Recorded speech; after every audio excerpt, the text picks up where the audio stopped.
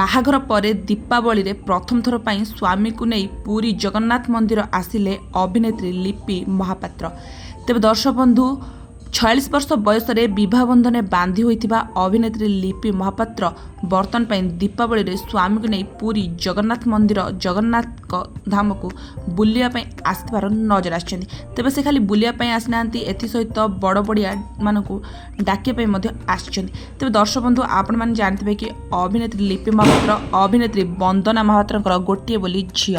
तेबे झीटी बहुत गेल्हारे बढ़ी निज माँ पाखे रही दुख सुख सबू बुझी निजे छोटरू बड़ होइछन्ती।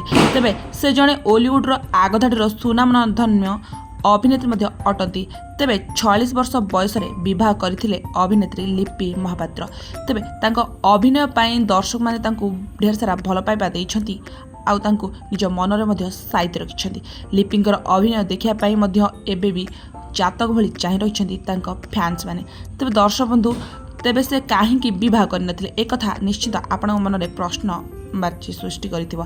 तेबे दर्शक बंधु अभिनेत्री लिपि महापात्र गणमाध्यम बहुत थर कहते कि से गोटे पुओ को भल पाउथिले किंतु पुओ ठारू धोखा खाइबा परे तांकर प्रेम उपर संपूर्ण भाव विश्वास तुटी जाइथिला जो कारण पाई से एपर्यंत भी विवाह करनथिले किंतु बर्तन पाई तांको तांको मनर मनीष मिल जाइछन्ती आउ से बर्तन पाई विवाह करी निज सासु घरे बेस खुशी रे रहिछन्ती। तेबे गेल्हारे बढ़ी आसुथिबा एही झियो बर्तन पाई निज सासु घर मध्य सेही भली भाबरे गेल्हारे रहुछन्ती।